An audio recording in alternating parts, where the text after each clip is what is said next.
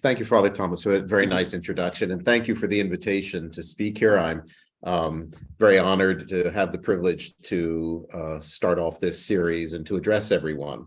So what I'm going to try to do this evening is attempt to understand a massive change in the relationship between science and religion that took place relatively recently, that is, since the 19th century. Now, before that time, religion and the study of the natural world had what I would call a largely irenic relationship. Now, of course, disagreements did arise, as happens whenever human beings are interacting with one another.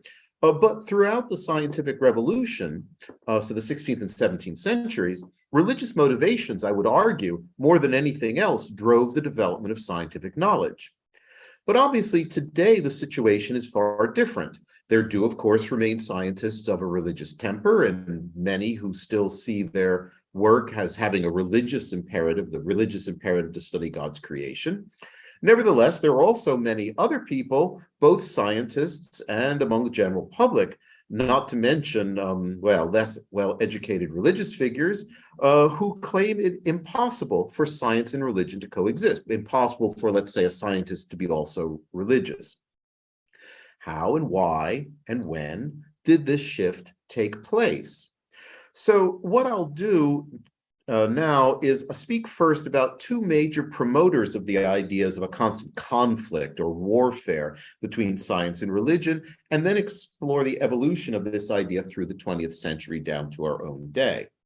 Well, first, to be perfectly blunt and frank about it, every serious historian of science today rejects the conflict or warfare model for the historical interaction of science and religion. Nevertheless, regardless of what we historians of science do in our ivory tower, the notion has become naturalized as a fact in popular culture. Well, historians identify two late 19th century books as the conflict thesis's chief vectors. John William Draper's A History of the Conflict Between Religion and Science, which was published in 1874, and Andrew Dixon White's A History of the Warfare of Science with Theology in Christendom, published a little bit later in 1896. Now, I give you those dates because I think it's very striking that the warfare model appeared quite suddenly and almost fully formed in its modern version from these two authors at nearly the same time, from 1869 until 1873. Well, let me talk first about Andrew Dixon White. He was trained as a historian. He became president of the American Historical Association and was the first president and founder of Cornell University. More on that in a moment. He first aired his claims in December 1869 in a lecture he gave called The Battlefields of Science. He published an expanded version as The Warfare of Science in 1876. After a decade of silence from 1885 until 1895, he published in the journal Popular Science Monthly 25 articles, all entitled New Chapters in the Warfare of Science. Then he put them all together in 1896 into a ponderous two-volume collection, A History of the Warfare Between Science and Theology in Christendom. Well, historians have long known that these publications were a response to criticism that White received during his work to found Cornell University as a non-sectarian institution. It was not atheistic, but not by non-sectarian, I just mean not founded by any particular religious denomination. But this reading overlooks a very key part of the story. The golden apple of discord, if I can call it that, for White's warfare was actually a federal law known as the Land Grant Act of 1862. What did this law do? The federal government gave large tracts of land to each of the states in the United States that this land was to be sold and then the money used to support education. In New York State, the legislature chose among many competing colleges. Obviously, all the colleges wanted their share of the money. The legislator said, we're going to give it to a small college, which is called People's College. But the college couldn't meet the qualifications for receiving the money, And so a New York senator, whose name was Ezra Cornell, decided, oh, well, let's split the money between two colleges. At just this time, White was elected to the New York Senate and became head of its education committee.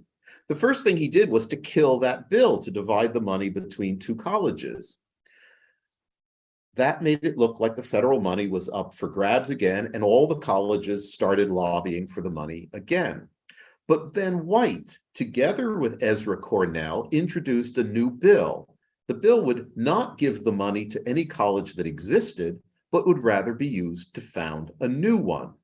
Well, there was a lot of argument and controversy, as there usually is in these kinds of matters, but the new bill passed the state legislature in 1865. And that is how Cornell University was founded. Well, following such dealings, one can see why the losers, the colleges that didn't get the money, would continue to voice their criticisms, and especially to suspect impropriety when White left the Senate to become the new college's first president, and Ezra Cornell had it named after him and obtained exclusive control over the money from the sale of the land. Well, most of the colleges that sought their share of the money were, in fact, denominational colleges, which was then the norm for American colleges. And so what White chose to do was to characterize their criticism as a reactionary religious zealotry. But honestly, when we look at the historical record, to what extent religion played any role whatsoever in arguments over federal money is very much open to question. White's warfare model resulted predominantly from personal issues and not from historical evidence. He really created this warfare model as a response to personal criticism and, unfortunately, retailored historical events to suit it. What I find very difficult to understand, I mean, this man was a historian, he was president of the American Historical Association. How did he justify to himself what he did? For example, he used the fiction writer Washington Irving as the source for his facts about Columbus. He misquotes St. Augustine by truncating the quotation to make the African doctor look like he says exactly the opposite of what he was really saying. I warn my students that if they try anything like this in my class, I'm going to fail them or put them up on charges of academic dishonesty. I don't understand how White was able to do this, but some contemporaneous reviewers of his book recognize this. One called his book, quote, an indiscriminate and uncritical agglomeration of facts brought together for the support of a thoroughly one-sided and fatally misleading proposition. A book like this was not worth writing, end quote. Well, the other character, I was going to show you some photos of them, so let me share my screen for a moment here. There we are. Next one, there's Andrew Dixon White. There's his 1896 book. The next one I was going to talk about is John William Draper. He's actually much, much more interesting, I think. This is not just a guy who's stung by criticism and angry. He's actually got a philosophical perspective that's frankly interesting, even if slightly bizarre. Draper, a little bit about him, he was born in England. He was the son of a Methodist minister. He immigrated to the United States in 1832, became a professor of chemistry, then of physiology. He started publishing on chemistry, then on physiology. He did a lot with photography. He took the first known photograph of the moon, for example. And then in the 1850s, turned entirely to writing history. Well, his work may seem eclectic, but they actually form an interesting trajectory. His thought can be characterized as an obsession with law. His early treatise, that's his book that I'm going to get to. Let's look at his early treatise first, on the organization of plants, proposes that the growth of plants, quote, unquestionably depends upon the laws of physics. So he takes the obedience of celestial emotions to a single common law as his model, and he asserts that all of nature is controlled by uniform law. His later textbook on human physiology continues the theme.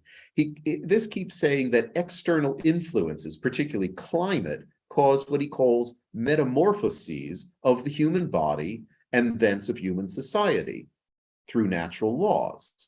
What makes a sudden appearance here is the influence of the positivism of Auguste Comte. Claiming that all systems of metaphysics have fallen into disarray, Draper asserts the need for a new guide for humanity, and that this guide, quote, is positive science. So this devotion to positivism offers a blueprint for Draper's authorship. Quote, according to the methods of positive philosophy, there are but two classes of facts which can be admitted to our discussions respecting man, those furnished by his structure and function, and those gathered from his historical career. So human physiology talks about the first, and his next books will talk about the second. His history of intellectual development in Europe is all about the inescapable influence of uniform law, predominantly the influence of climate on physiology. And that governs for him the development of human individuals, of human societies, and of the human race as a whole. The single argument of the book can be summarized, or he summarizes it as, quote, the government of the world is accomplished by immutable law. So human actions count for little or nothing. We're all subject to these external laws that predestine individual and collective actions and outcomes. A universal law of development, as he calls it, applies to everything. Inanimate entities, plants and animals, human individuals, societies, and civilization as a whole. As a very brief aside, he writes one of the first histories of the American Civil War. And his explanation for why the Civil War happened is that the climates of North and South are different. These caused a change in the physiology of Northern Americans versus Southern Americans, which then brought them as two different, essentially, races inescapably into conflict. And so his solution for the future is to build more north-south railroads so people can mix, so that two different physiologically different peoples don't arise and then come into conflict again. He writes, in fact, had more north-south travel happened in the 1840s, there would have been no Civil War. Okay, I'm not making it up, really. So how does his 1874, there's his history of the Civil War, 1868, you can see, so right after the war. So how does this book fit into it? Well, unsurprisingly, his law of development undergirds the work. His obsession with law leads him to apply what sounds like a modification of Boyle's gas law to the science-religion dynamic.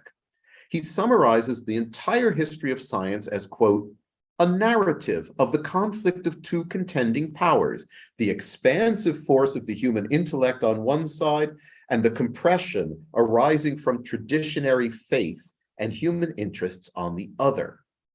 Well, he promises to deal only with what he calls facts, and that these indicate, quote, the irresistible dominion of law and the insignificance of human exertions. Well, he promises the reader a book with, quote, every page glistening with facts, giving, quote, a clear and impartial statement that does not advocate the views and pretensions of either party, end quote. Unfortunately, what follows is neither factual nor impartial.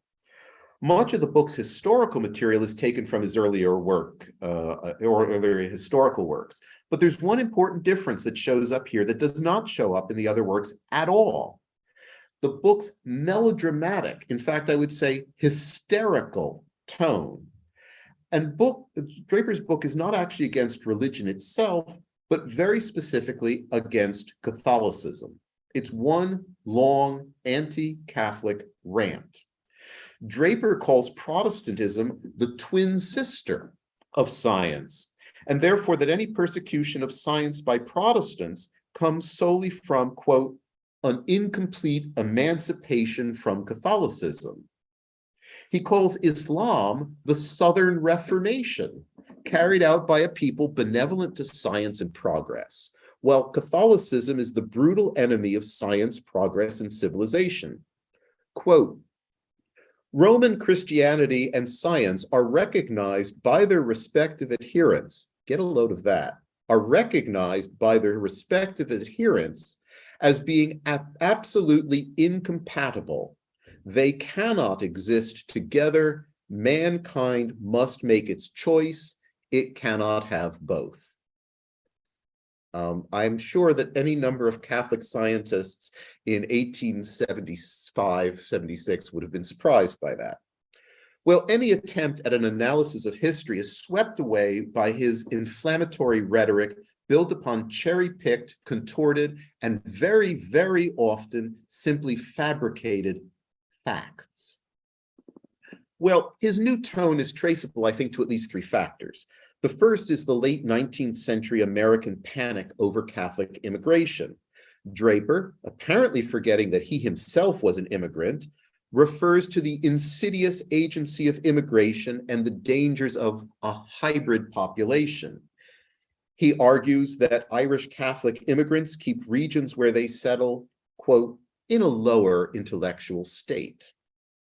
Second, Draper's father's conversion to Methodism caused his ostracism by the rest of the Draper family, which was, as you may have guessed it, Catholic, a fact that he strove to hide. I note with delightful irony that John William Draper's grandson became an Anglo-Catholic priest.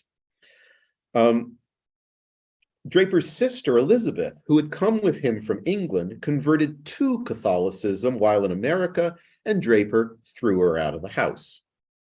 Finally, papal declarations in 1864 and 1870 drove Draper over the edge.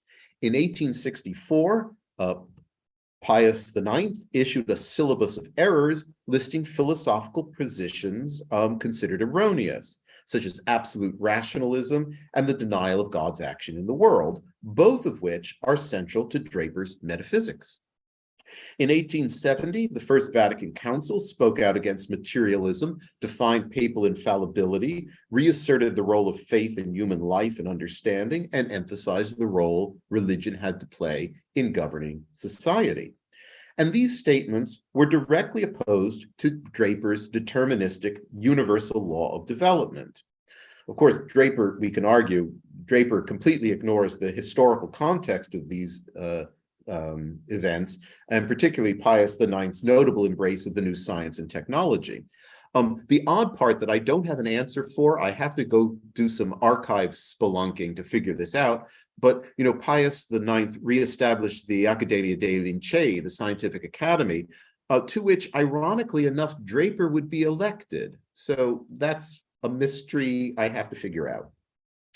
Well, crucially, it would be wrong to see Draper as an anti-religious scientist. Instead, Draper's conflict book implicitly promotes a religion of his own devising, a theology that is opposed to Christianity and to Catholicism in particular.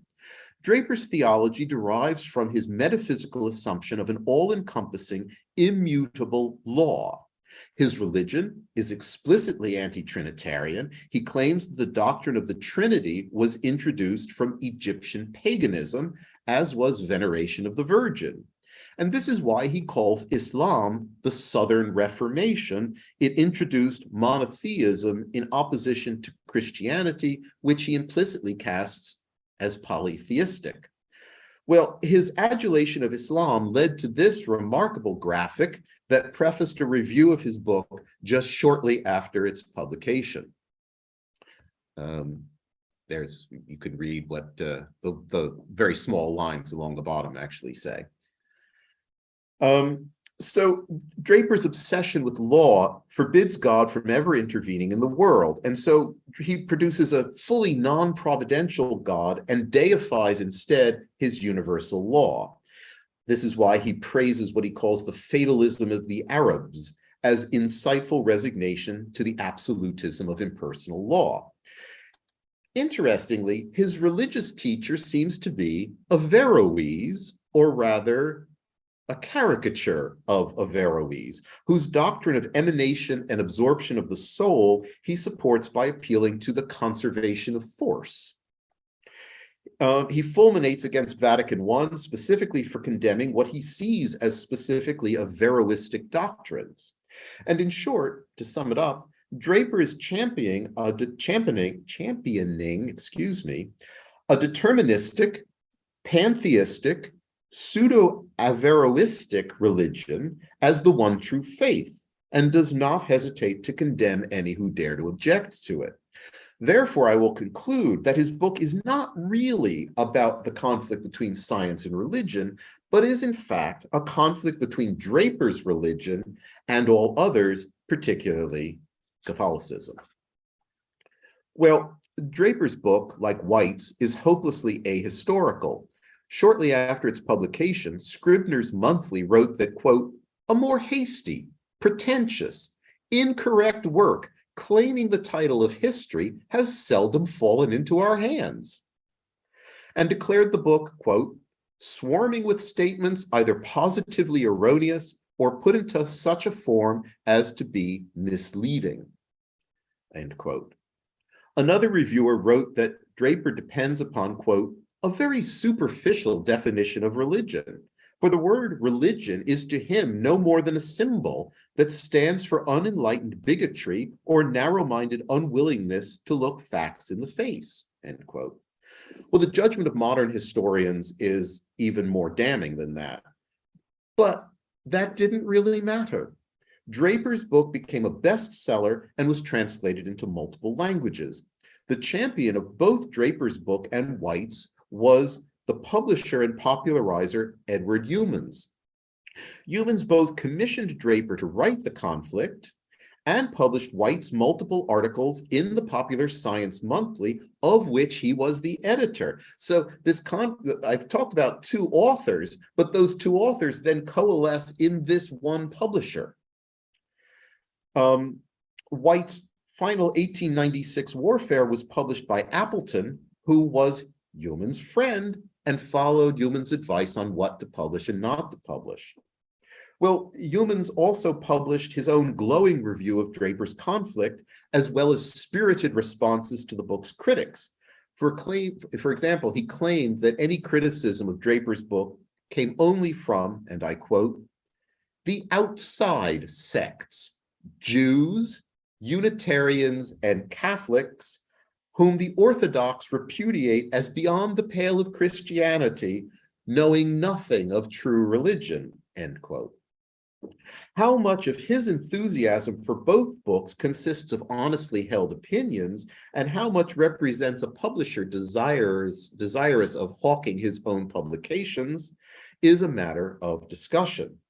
What I do wonder about is how much of the hysterical tone of Draper's book, which, as I said, is new for that book, it doesn't happen in his earlier writings, is Draper's own invention, and how much was fed to him by the publisher. In any event, Youmans was a key player in the initiation, diffusion, and popularization of the idea of an inherent warfare between science and religion. So, having contextualized Draper and White's publications, let me just summarize. So White's book is, I'm going to stop sharing for the moment. There. White's book is an over-the-top response to criticism regarding the founding of Cornell. Draper espouses a religion of science of his own devising. Draper's metaphysics, by the way, will return in late 20th century scientism, I think, and I'll talk about that in a moment. But now to a question I hope it should be on everyone's mind. How could books that are so wildly, historically inaccurate, so absurdly written that very few people today have ever read or heard about them, how could they still have such profound impact? You know, when I teach science and religion to my students at Hopkins, I keep trying to get some quotation, a few pages out of one or the other book, particularly out of Draper's book, to give to my students to read. But the problem is they're so absurd that I imagine that the students would just laugh at them. So why did these become so popular? Nobody's read them, nobody's heard of them, but things that they say, like before the time of Columbus, everybody thought the world was flat. The Catholic Church forbade human dissection, both completely erroneous. Those two myths came into modern consciousness, common knowledge, through these two books. Well, to answer that question, we have to examine the book's afterlives and how they fed into particular needs of contemporaneous social and future political needs. So for such a myth, for myths like this, the myth of the warfare of science and religion to survive, it has to play some important role and have people willing to repeat it. Well, one such role is to reinforce pre-existing ideas. In the late 19th century, Draper's book did just that. It reinforced 19th century American racism against Catholic immigration. Both Draper and White also reinforced 19th century ideas of progress, of the emergence of a new age in the late 19th century made possible through science. But their fictions were also useful for political and social themes. In Europe, their books became manifestos for political secularizers, legitimating plans for secular governments and justifying the violent seizure of property and power held by the clergy. This was perhaps nowhere more evident than in Italy, where Rome and the rest of the papal lands had very recently been seized in the unification of Italy, the Pope virtually imprisoned in the Vatican, and many Italian religious institutions dispersed or secularized following the unification of Italy during the Risorgimento. And Draper became very popular. The Italian translations were very popular here at the time because they fed into these political schemes and what was actually happening. Well, the tale of the eternal conflict of science and religion also operates as an origin myth for science. It lays the foundations for setting up science as a religion of its own. Well, Draper and White's books implicitly borrow imagery from the history of religion, in fact, by creating a litany of martyrs, a hagiography of oppressed visionaries. They recast scientists as prophets and priests who suffered to spread a gospel of science against the ignorance of the pagans, that is, the old priesthood of religion.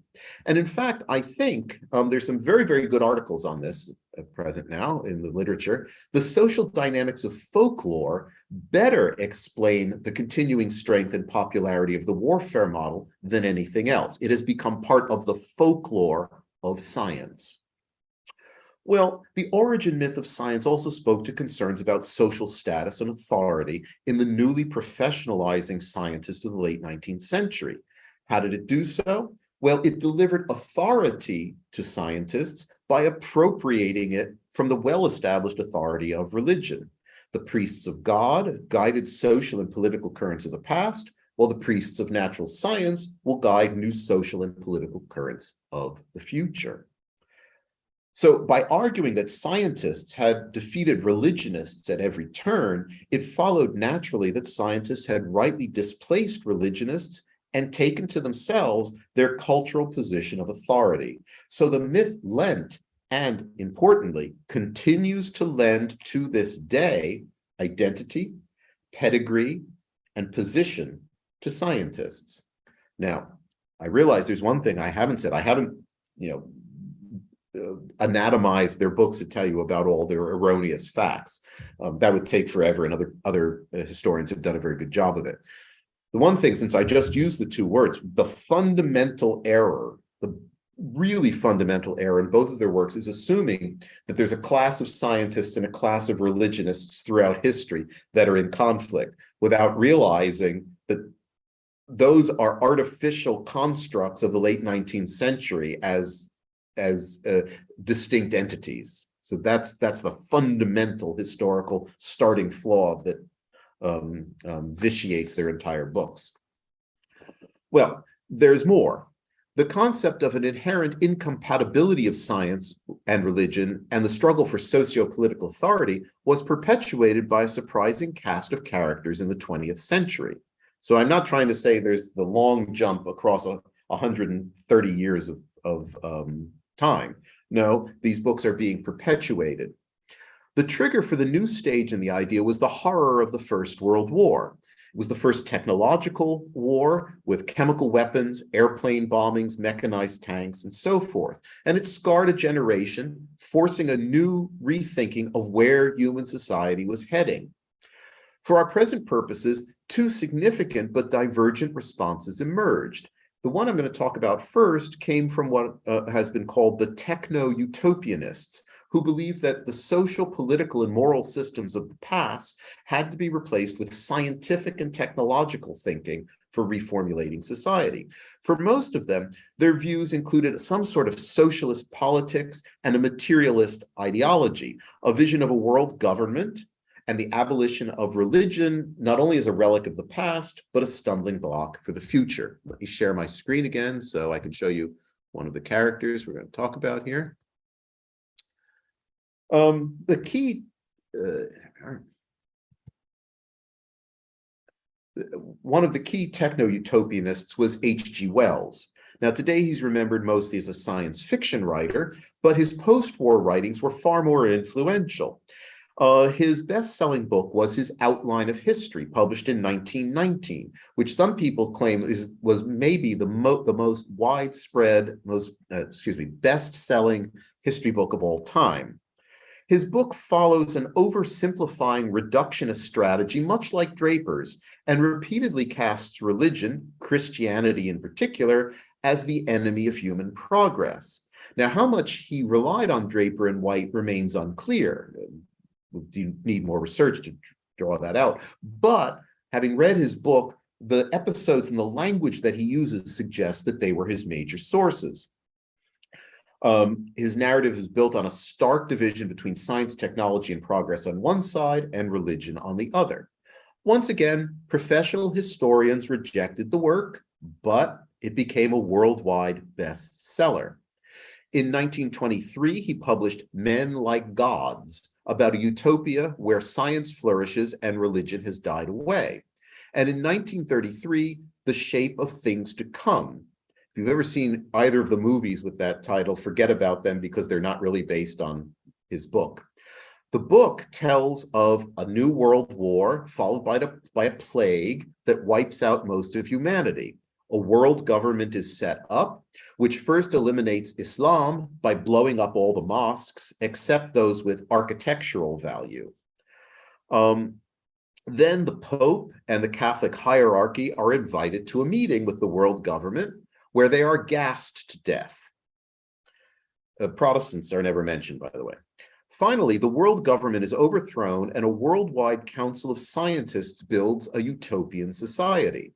Now, hearing this, we might think about this as a horrific dystopic vision, but the real horror is that it seems to be what Wells was actually advocating.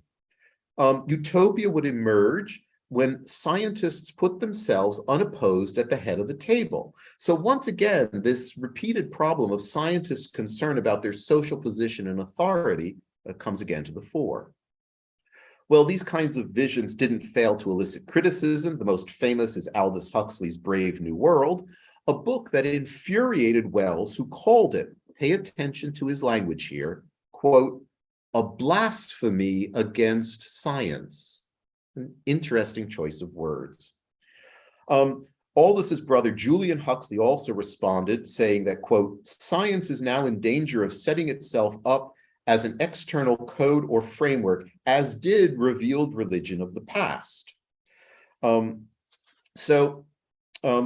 Huxley's idea of a scientific humanism, although it wasn't as stark and hegemonic as the views he critiqued, came over time to become closer and closer to socialist materialist visions. And one of Huxley's collaborators remarked bluntly how he finally realized that, quote, scientific humanism was to be regarded as the formulation of a new religion. So once again, we return not to a well-defined conflict between science and religion, but rather towards a conflict between rival religions, or at least of rival metaphysics. So many scientists shared Wells' view, particularly several biochemists who made materialistic assertions about the nature of life. J.D. Bernal, a noted X-ray crystallographer and staunch communist and atheist, asserted in 1936 that, quote, the secret of life lies in the structure of proteins and X-ray crystallography is the only way to solve it. He added rather ominously that, quote, life has now ceased to be a mystery and has become a utility. His contemporary and eagerly enthusiastic supporter of the Soviet Union, the geneticist JBS Haldane, held and voiced similar views about life. Both of them were also science popularizers and wrote numerous works and gave numerous lectures that expressed such views to the general public. The debate over the nature of life from World War I until the 1960s illustrates the larger battle between such materialist scientists who saw life as having, between materialist scientists and those who saw life as having a significance beyond the arrangement of chemical entities. And these arguments over the nature of life through the middle of the 20th century were very consciously engaged in as a struggle between science and religion. And thus it prompts me to suggest that the texts of Draper and White, whose popularity had not decreased through this period, acted as blueprints for what would become a warfare of science and religion, regardless of the fact that their descriptions of the past were largely fictionalized. So it's my opinion that these socialist, materialist, and techno-utopian currents of the interwar period, drawing strength from the narratives of Draper and White and Wells, and impetus from scientists' unease with their social and political status, compromise the chief foundations of modern scientism, the exclusionary and reductionist belief that science and its methods provide the only valid means of gaining knowledge. Just as some illustrations of this sort of scientism, consider Stephen Hawking's claim that philosophy is dead because science is the only legitimate way to answer questions. It would take someone about 3 seconds to come up with questions that can't be answered scientifically, but never mind. The physical chemist Peter Atkins asserts that science has, quote, universal competence to resolve all questions whatsoever. I'll not mention here that most of scientism's loudest advocates fail to have any clear definition of what science actually is. But that would be another lecture. As for the arrogance that is often the traveling companion of scientism, we could look at Steven Weinberg's recent To Explain the World, in which he brushes off Plato as silly, Parmenides and Zeno as lazy, and Aristotle as tedious. He repeats Draper and White wholesale, setting religion and science as irreconcilable opposites, and asserting once again that Christianity has been an obstacle to human progress. So we can see clearly here the continuing dependence of some scientists upon the myth of conflict between science and religion as a foundation myth, not just for science itself, but also more viscerally for their own personal identity as scientists. Now, I don't entirely mean this is not an offhanded remark, because or is it completely unjustified for them, because indeed the scientific establishment has had its social and political status shaken in the past generation, and I think therefore has turned with new vigor towards this foundation myth. We can list postmodernist critiques and the science wars of the 90s, disillusionment over the failure of science to solve humanity's problems, criticism about pollution, anti-intellectualism, the new regime of alternative facts. All of these weaken the position that science and scientists have steadily been achieving since the late 19th century. So scientists are legitimately concerned about threats to their authority and the authority of science and scientific reasoning.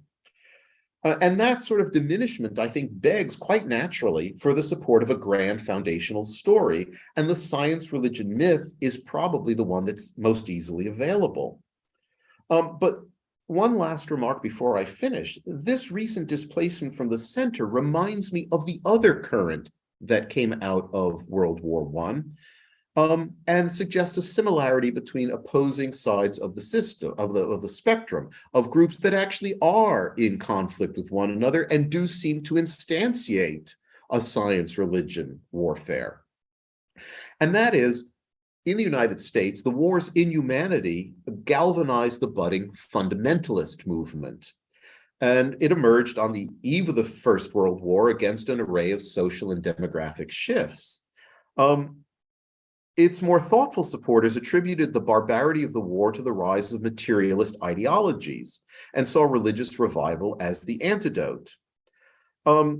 Those concerned about the future of civil society, like William Jennings Bryan at the 1925 Scopes trial, were not motivated primarily at this time by dissonance, let's say, with literal readings of Genesis 1, but rather by what they saw as the dehumanizing effect of promoting animal origins of humanity. If human beings are just animals, went the argument, then what's the moral prohibition against mistreating them or simply killing off the inconvenient ones? And it's interesting that many of the techno-utopianists were also promoters of the eugenics movement at the same time. Well, this more thoughtful attitude within fundamentalism did not persist within US fundamentalism after the 1920s. And when new educational curricula came out in the 1960s, it became confrontational towards science itself, using biblical literalism as its main argument, a situation largely unchanged to our day, thus seeming to support the erroneous idea that science and religion have always been in conflict. So my point's twofold. I wonder again to what extent the battle lines drawn by Draper and White were molded the shape of what we are witnessing today. And second, what we witness now is not really a cosmic battle between science and religion. It's really a very noisy and dramatic struggle between scientism and fundamentalism. And although these may seem to be two different ends of the spectrum, they actually sprout from common origins, not only as responses to World War I, but rather about insecurity of their advocates in regard to their social and political position. In conclusion, it may be difficult to dispense with the myth that wouldn't die, as my colleagues call it now, so long as it serves a useful function for scientists insecure about their social and political position, for fundamentalists insecure about their political clout and the size of their congregations, and for atheists insecure about their choice of religion. In my personal experience, it really hasn't been productive to work on either end of the spectrum.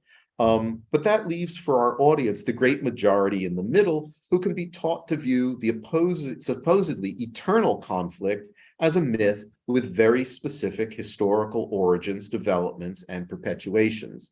And so I will end with the historian's plea, simply to get the history right. And that is something that I trust the subsequent speakers in this lecture series will continue after I conclude. So thank you very much.